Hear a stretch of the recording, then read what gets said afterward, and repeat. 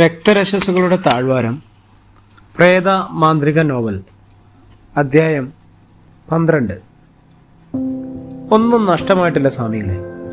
അവൻ്റെ ആയുസ് തീരാൻ ഇനി നാളുകൾ മാത്രം, മാധു പ്രഖ്യാപിച്ചു. അതങ്ങനെ? അവൻ എവിടെയാണെന്നറിയാൻ വേണ്ടി ഞാൻ നാട് നീളെ ചാരന്മാരെ അയച്ചിരിക്കുകയായിരുന്നു. ആ സന്ദർഭത്തിലാണ് ഇങ്ങനെ ഒരു ചാൻസ് വന്ന് എൻ്റെ മുന്നിൽ വീണത്. ഇതിപ്പോൾ 2 ഗുണമുണ്ടാവുമെന്നാണ് എനിക്ക് തോന്നുന്നത്. അതെന്താണെന്ന് പറയൂ. ഇവർ തരുന്ന 1000 ബ്രിട്ടീഷ് രൂപ, അത് ഞാൻ വാങ്ങും. എന്നിട്ട് അവർക്കൊരു മനുഷ്യൻ്റെ തല സമ്മാനിക്കുകയും ചെയ്യും. അത് കഴിഞ്ഞാണ് നീലകണ്ഠൻ്റെ ഇടപാട് തീർക്കുന്നത്. അതിനുള്ള പ്രതിഫലം ചെറുമംഗലത്തുകാർ തരികയും ചെയ്യും. 2 കൂടി ആവുമ്പോൾ തുക 2000 ആവും. കിളിമാനൂർ ചൂട്ടയിൽ ഒരു തെങ്ങിൻപുരയിടം ഞാൻ നോക്കി വെച്ചിട്ടുണ്ട്. അത് വാങ്ങിക്കണം. പിന്നെ ഈ പണി തീർത്തിയാലും ജീവിക്കാം. കൊള്ളാം, നല്ല ബുദ്ധി. എന്നാൽ എനിക്കെന്ത് തരും? ആളെ ഞാനാണല്ലോ കാണിച്ചു തരുന്നത്.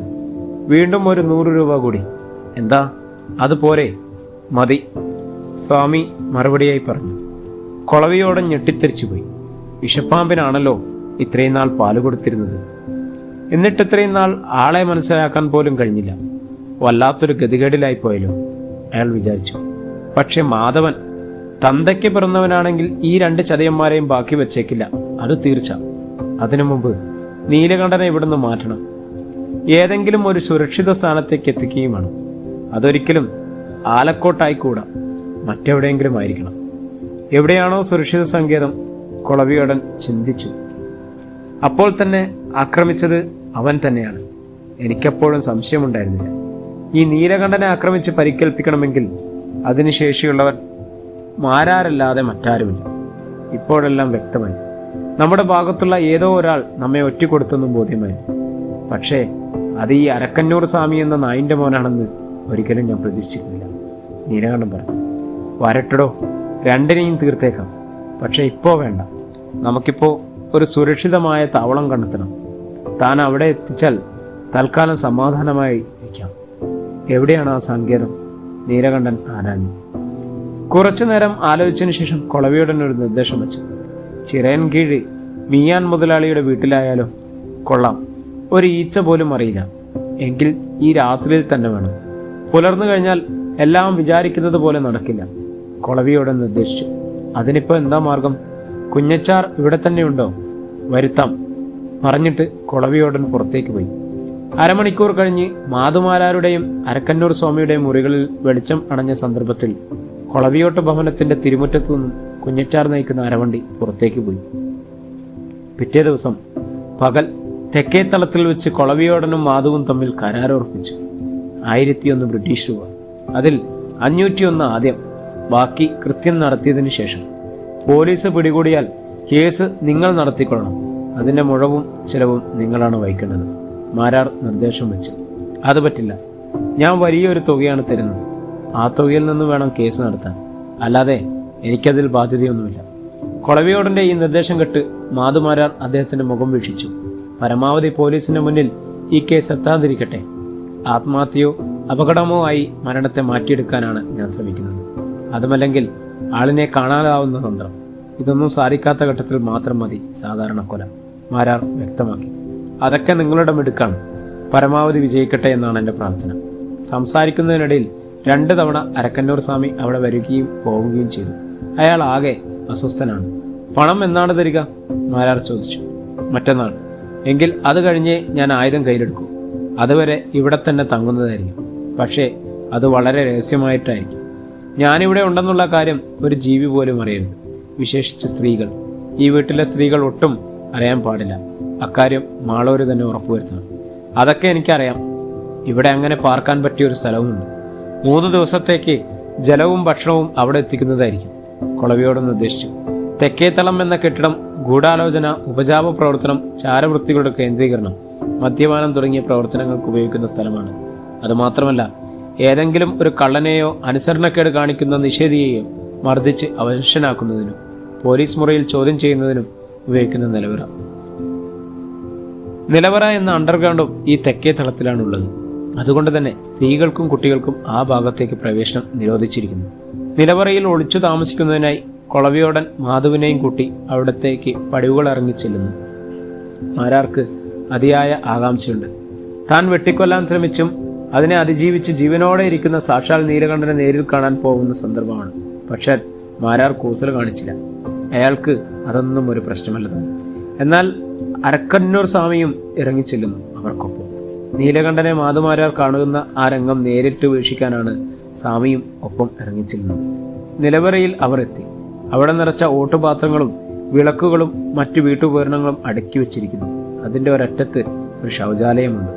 വാസ്തവത്തിൽ ആർക്കെങ്കിലും ഒരു ദിവസം ഒളിച്ചു താമസിക്കേണ്ടതായി വന്നാൽ അതിനുള്ള സകല സൗകര്യങ്ങളും അവിടെ സജ്ജീകരിച്ചിട്ടുണ്ട്. മാതുമാരാർ ആ ഭാഗം മുഴുവൻ കണ്ടുകൊണ്ട് പരാതി. എവിടെയാണ് ചങ്ങാതി, താൻ വെട്ടിപ്പൊളിച്ച നീലകണ്ഠൻ എന്ന് മനസ്സിൽ ചോദിക്കുന്നു. പക്ഷെ കാണാനില്ല. ഇവിടെ ഇതല്ലാതെ വേറെ മുറി വല്ലതുമുണ്ടോ? ഇല്ല, ഇതെന്ന് മാത്രം വ്യക്തം. കൊളവിയോടം വ്യക്തമാക്കി. അത് കേട്ട് മാതുമാരാർ അതിരൂക്ഷമായി അരക്കന്നൂർ സ്വാമിയെ വീക്ഷിക്കുന്ന രംഗമാണ് പിന്നെ കാണാൻ കഴിഞ്ഞത്. സ്വാമിക്ക് കാര്യം മനസ്സിലായി. താൻ അയാളെ കബളിപ്പിച്ചു എന്ന ധാരണയാണ് മാരാർക്കുള്ളത്. എങ്കിലും സ്വാമിക്ക് അത്ഭുതമായിരുന്നു.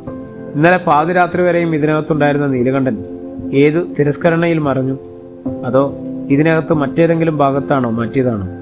എന്തായാലും ഈ കൊളവിയോട്ട് മാധവൻ എന്നെ ഒളിപ്പിച്ചുകൊണ്ട് ചില നീക്കങ്ങൾ നടത്തുന്നുണ്ട്. അത് തീർച്ച. ഇനിയിപ്പോൾ ഈ മാരാരോട് എന്തു പറയും? 2 ദിവസത്തേക്ക് ഇവിടെ സുഖമായി കഴിയാം. എന്തെങ്കിലും ആവശ്യമുണ്ടെങ്കിൽ ഈ ചരടിൽ പിടിച്ചു വെട്ടിച്ചാൽ മുകളിലുള്ള തളത്തിൽ മണിശബ്ദം കേൾക്കും. ഏതെങ്കിലും വൃദ്ധൻ ഇറങ്ങി വരികയും കാര്യം കേൾക്കുകയും ചെയ്യും.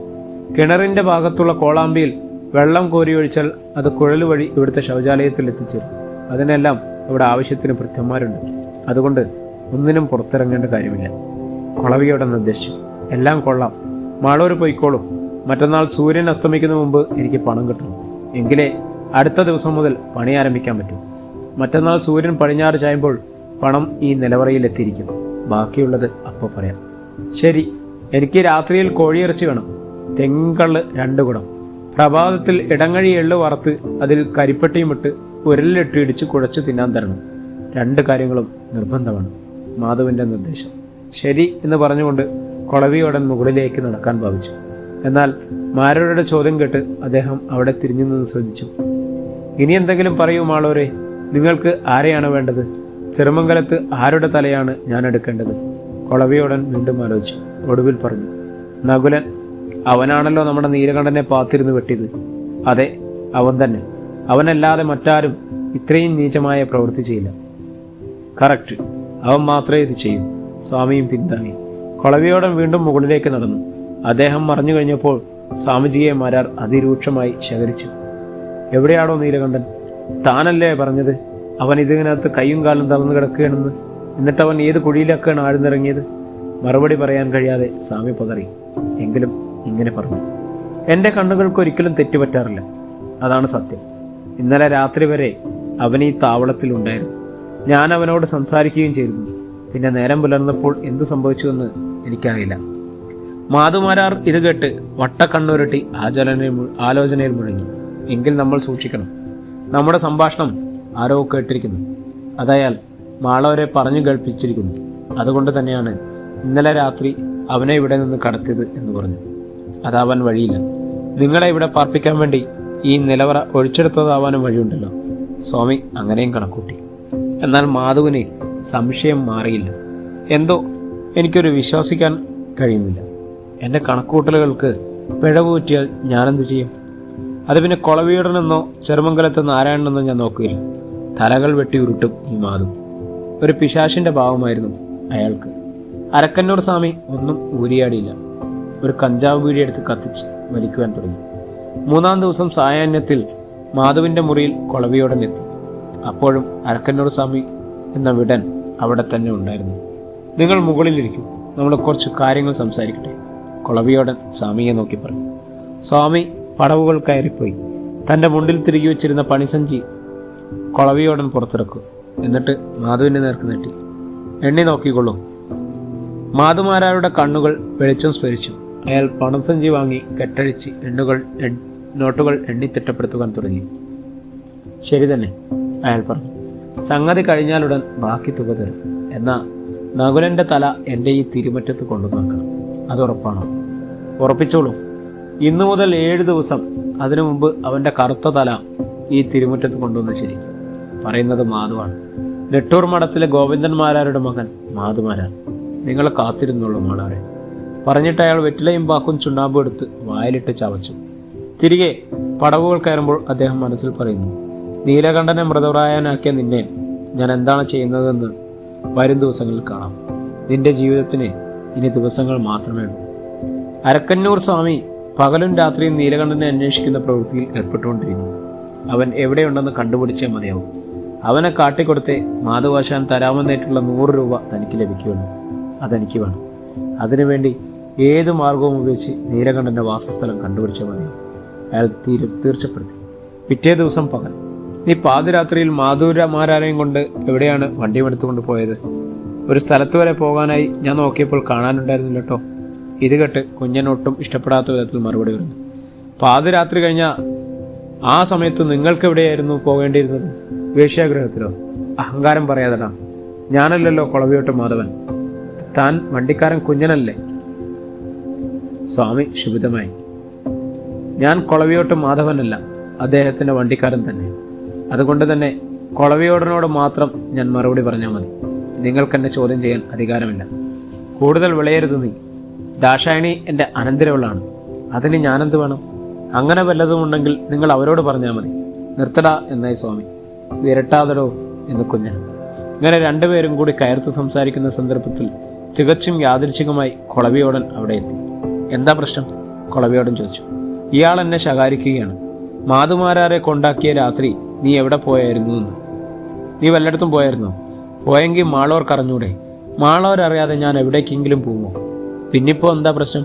കൊളവിയോടൻ ആരോടൊന്നുമില്ലാതെ ചോദിക്കും. എന്നാലത് സ്വാമിയോടുള്ള ചോദ്യമാണെന്ന് അയാൾക്ക് മനസ്സിലായി. അതുകൊണ്ട് തന്നെ അയാൾ ഇടപെട്ടു. വണ്ടിക്കാരനെയും വള്ളക്കാരനെയും എടുത്ത് തോളിൽ വെക്കുന്നത് നാശത്തിൻ്റെ തുടക്കമാണ്. ഇത് പ്രഭുക്കന്മാർ മനസ്സിലാക്കിയാൽ നല്ലത് എന്നൊരു മറ്റൊരു പ്രസ്താവന നടത്തുകയും ചെയ്തു. എൻ്റെ പിതാവായ മരണപ്പെട്ടുപോയ കൊളവിയോട്ട് പത്മനാഭനാണ് ഈ കുടുംബം പടുത്തുയർത്തിയത്. അദ്ദേഹം രാജകൊട്ടാരത്തിൽ കരവും പാട്ടവും കൊടുക്കുന്ന ആളായിരുന്നു. അദ്ദേഹത്തിന് ദയാദാക്ഷിണ്യം കൊണ്ട് മാത്രം ജീവിച്ചു വന്ന ചില ദരിദ്രന്മാർ കാലക്രമത്തിൽ പറ്റിച്ചും തട്ടിച്ചും പെണ്ണുങ്ങളെ കൂട്ടിക്കൊടുത്തും പുതിയ പണിക്കാരനെ, അവർ പഴയ യജമാന്മാരെ രാത്രിയിൽ ഒറ്റിക്കൊടുത്ത് കാശ് തട്ടാൻ ശ്രമിക്കുമ്പോൾ ദൈവം അത് നമുക്ക് നേരിൽ കാട്ടിത്തരും. അതാണ് ഈശ്വരൻ്റെ കളി. വണ്ടിക്കാരനും സേവകനും വൃദ്ധന്മാരും ഒക്കെ എപ്പോഴും കടന്നു വരാനും അറിഞ്ഞ കാര്യങ്ങൾ ബോധിപ്പിക്കാനും നമുക്കൊപ്പം ഇരുന്ന് ഭക്ഷിക്കാനുമുള്ള സ്വാതന്ത്ര്യം എപ്പോഴുമുണ്ട് ഇവിടെ. അതാണ് ഈ ഭവനത്തിൻ്റെ പ്രത്യേകത. കൊളവിയോടൻ്റെ പ്രഖ്യാപനം കേട്ട് സ്വാമിയുടെ ഉള്ളിൽ നീറ്റിലുണ്ടായി. പറ്റിച്ചും തട്ടിച്ചും പെണ്ണുങ്ങളെ കൂട്ടിക്കൊടുത്തും എന്ന് പുതിയ പണക്കാരായവർ എന്ന് പറഞ്ഞത് തീർച്ചയായും എന്നെ ഉദ്ദേശിച്ചു തന്നെയാണ്. എന്നാൽ മറ്റേ വാചകമാണ് എന്നെ നടക്കുന്നത്. പഴയ യജമാനന്മാരെ രാത്രിയിൽ ഒറ്റുകൊടുക്കുന്നതും ദൈവം നേരിൽ കാട്ടിത്തരും. അപ്പോൾ ഞാനും മാധവും കൂടി സംസാരിച്ചത് തീർച്ചയായും ഇവൻ കേട്ടിരിക്കുന്നു. എൻ്റെ ഈശ്വര, ആകെ അമളി പറ്റിയല്ലോ. സ്വാമി അവിടെ നിന്ന് ഉയർത്തു. എന്നിട്ട് ഇങ്ങനെ പറഞ്ഞു. കുത്തുവാക്കുകൾ പറയുന്നത് ആണത്തമല്ല. വല്ലതും പറയുന്നുണ്ടെങ്കിൽ അത് മുഖത്ത് നോക്കി പറയണം. ആണെന്ന് പറഞ്ഞാൽ മാത്രം ആണാവില്ലല്ലോ. അതിന് ആണിൻ്റെ ഗുണം കൂടി വേണ്ടേ? അല്ലാത്തവർക്ക് എന്ത് ചറ്റത്തരവും വിളിച്ചു പറയാം, പല്ലടിക്കുകയും ചെയ്യാം. കൊളവിയോടൻ രംഗം രൂക്ഷമാക്കി. മാധവ, സ്വാമി ദൃഢസ്വരത്തിൽ വിളിച്ചു. കൊളവിയോടൻ സ്വാമിയുടെ കണ്ണുകളിൽ തുറച്ചു നോക്കി. ഞാനിപ്പോൾ പോവുകയാണ്. കേവലം ഒരു വണ്ടിക്കാരൻ നേർപ്പാളിക്ക് വേണ്ടി ഭാര്യമാതുലിനെ പടിയിറക്കി വിടുന്ന നീ നിന്റെ ഫലം അനുഭവിക്കും. നീ കരഞ്ഞു നിലവിളിക്കും. അരക്കന്നൂർ സ്വാമിയുടെ ശാപം നിന്റെ മേൽ പതിക്കുകയും ചെയ്യും. ആയിക്കോട്ടെ എന്ന് മാധവൻ. വണ്ടിക്കാരൻ നരപ്പാളി എന്ന പ്രയോഗം അവൻ്റെ തന്തയെ ഉദ്ദേശിച്ചതാവും എന്ന് കുഞ്ഞച്ചാരും ഒരേ സമയം വിളിച്ചു പറഞ്ഞു. കലിതുള്ളിക്കൊണ്ടാണ് സ്വാമി അവിടെ നിന്നും പടിവുകൾ ഇറങ്ങിപ്പോയി. എന്ത് ചതിയും ചെയ്യുന്ന ഒരു പിശാചനായ അയാളെ നമ്മൾ സൂക്ഷിക്കേണ്ടിയിരിക്കുന്നു മാളവരെ. ഈ സന്ദർഭത്തിൽ അയാളെ പറഞ്ഞുവിട്ടത് ഉചിതമായില്ലെന്നാണ് എനിക്ക് തോന്നുന്നത്. കുഞ്ഞച്ചാർ അഭിപ്രായപ്പെട്ടു. പറഞ്ഞുവിടാൻ എന്ത് മാർഗമെന്ന് ആലോചിക്കുമ്പോഴാണ് ഇങ്ങനെയൊരു സന്ദർഭം എത്തുന്നത്. അത് പാഴാക്കിയാൽ ബുദ്ധിമോശമായി തീരും. അതങ്ങനെ? എടോ, ഇയാൾ ഇവിടുന്ന് നേരെ പോണത് എവിടേക്കാണെന്നറിയാമോ? ചെറുമംഗലത്തേക്ക്. അവിടെ ചെന്ന് ഇവിടെ നടന്ന മുഴുവൻ കാര്യങ്ങളും വള്ളിപുള്ളി തെറ്റാതെ പറഞ്ഞു കേൾപ്പിക്കും. അവരുടെ പ്രീതി പിടിച്ചു പറ്റും. ആ നാരായണൻ വല്ല കൈമടക്കും കൊടുക്കുകയും ചെയ്യും. ഈ വിഷയത്തിൽ നമുക്കെന്ത് ലാഭമെന്നാവും താൻ വിചാരിക്കുക. അവിടെയാണ് നമ്മുടെ ലാഭം. ഈ മാരാൻ നകുലൻ്റെ തലവേട്ടനായി കരുക്കൾ നീക്കുമ്പോൾ മുൻകൂട്ടി കാര്യങ്ങൾ അറിഞ്ഞിരിക്കുന്ന അവർ ഒന്നുകിൽ പ്രതിരോധം തീർക്കും, അല്ലാത്ത പക്ഷം പോലീസിനെ കൊണ്ട് പിടിപ്പിക്കും. അതുമല്ലെങ്കിൽ മാധുവിനെ ഏതെങ്കിലും ഒരു മാർഗം ഉപയോഗിച്ചവർ തട്ടും.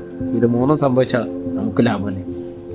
മാളവരുടെ വെളിപ്പെടുത്തൽ കേട്ട് കുഞ്ഞച്ചാർ വിളിച്ചു നിന്നു. മാധുവിന് പണം കൊടുത്തു വിട്ടതിൻ്റെ 3-ാം ദിവസം നട്ടുച്ച നേരത്ത് പരിചയമില്ലാത്ത 2 പേർ കൊളവിയോട്ട് മുറ്റത്തെത്തിച്ചേർന്നു. രണ്ടുപേരും ട്രൗസർ ധരിച്ചവരും കൊമ്പൻ മീശയുള്ളവരുമായിരുന്നു. എന്നാൽ കണ്ടാൽ പോലീസ് ഉദ്യോഗസ്ഥന്മാരാണെന്ന് തോന്നി. അപ്പോൾ കൊളവിയോടൻ ഉച്ചയുറക്കത്തിലായിരുന്നു. ദാക്ഷായണി അമ്മ അദ്ദേഹത്തെ വിളിച്ചുറത്തി വിവരം പറഞ്ഞു. അദ്ദേഹം പൂമുഖത്ത് എത്തിച്ചേരുമ്പോൾ ഉദ്യോഗസ്ഥരെ കണ്ട് ഒന്ന് പതിച്ചു. എങ്കിലും ആരാണ് എന്നൊരു ചോദ്യം. ഞങ്ങൾ CID ഉദ്യോഗസ്ഥരാണ്, തിരുവനന്തപുരത്തു നിന്നാണ് വരുന്നത്, അവർ വെളിപ്പെടുത്തി. അകത്തോട്ടിരിക്കാം എന്ന് കൊളവിയോടൻ പറഞ്ഞു. അവർ മൂവരും അകത്ത് കസേരകളിരുന്നു. ഞങ്ങൾക്ക് നിങ്ങളെ ചോദ്യം ചെയ്യണം, 1-2 കേസുകളുണ്ട്. ഇത് കേട്ട് കൊളവിയോടൻ വീണ്ടും അമ്പരം. എന്താണ് കേസ്? ഒരു വധക്കേസിലെ പ്രതിയായ നീലകണ്ഠനെ നിങ്ങളിവിടെ താവളത്തിൽ ഒളിപ്പിച്ച് താമസിപ്പിക്കുന്നുണ്ട്. അതെവിടെയാണെന്ന് വെളിപ്പെടുത്തണം. ഞങ്ങളെ അയാളെ പിടികൂടിക്കൊള്ളാം. അത് വാസ്തവമാണ്. ഞാൻ ആരെയും ഒളിപ്പിച്ച് താമസിപ്പിക്കുന്നില്ല. ഏതോ വിരോധികൾ പറഞ്ഞുണ്ടാക്കിയതാണ് ആ വാർത്ത. കള്ളമാണ് നിങ്ങൾ പറയുന്നത്, വാസ്തവമല്ല. ഉദ്യോഗസ്ഥർ പ്രസ്താവന നടത്തി. എനിക്ക് കള്ളം പറയേണ്ട ആവശ്യമില്ല. കാരണം ഞാൻ തിരുവിതാംകൂർ മഹാരാജൻ്റെ ഖജനാവിലേക്ക് 5 രൂപ കരം കൊടുക്കുന്ന ആളാണ്. എനിക്ക് സാധാരണ പൗരനേക്കാൾ കൂടുതൽ അവകാശങ്ങളുണ്ട്. കൊട്ടാരത്തിലെ സർ CP അദ്ദേഹത്തിൻ്റെ ഓഫീസിലേക്ക് അന്വേഷിച്ചു കൊള്ളുക, അപ്പോഴും അറിയാം. കൊളവിയോടൻ പറഞ്ഞു. അതൊക്കെ നിങ്ങളുടെ വിഷയമാണ്, ഞങ്ങൾക്കതൊന്നും അറിയേണ്ട കാര്യമില്ല. നിങ്ങൾക്കിപ്പോൾ ഞങ്ങളോട് സഹകരിക്കാം. നീലകണ്ഠൻ എവിടെയാണെന്ന് പറഞ്ഞു തരണം. അത് നിങ്ങൾ പറഞ്ഞേ മതിയാവും. അല്ലാത്ത പക്ഷം ഞങ്ങളുടെ സ്വഭാവം മാറും. ഞങ്ങൾക്ക് നിങ്ങളുടെ മേൽ ബലം പ്രയോഗിക്കും. നിങ്ങളെ അറസ്റ്റ് ചെയ്ത് കൊണ്ടുപോകും. മനസ്സിലായിട്ടുണ്ടെങ്കിൽ ഞങ്ങളെ അനുസരിച്ച് കൊള്ളുക. ഉദ്യോഗസ്ഥരുടെ ഈ നിലപാട് കൊളവിയോടനിൽ അമ്പരപ്പുണ്ടാക്കി. അപ്പോഴേക്കും കൊളവിയോട്ട് ഭവനത്തിൻ്റെ കിഴക്കേ മുറ്റത്ത് ഒരുപാട് പേർ വന്ന് നിരന്നു. അവരെല്ലാം അവിടുത്തെ വൃദ്ധന്മാരും പറമ്പുകളിലെ ജോലിക്കാരുമൊക്കെയായിരുന്നു. ഇത് ഉദ്യോഗസ്ഥർ കാണാനിടയായി. പ്രിയപ്പെട്ടവരെ, ഈ അധ്യായം ഇവിടെ തുടരുകയാണ്. ഈ നോവലിൻ്റെ അടുത്ത ഭാഗത്തിനായി നമ്മുടെ ചാനലൊന്ന് സബ്സ്ക്രൈബ് ചെയ്യുക, ബെല്ലൈക്കൺ അമർത്തുക. വീണ്ടും കാണുമ്പോഴേക്കും എല്ലാവർക്കും നന്ദി, നമസ്കാരം.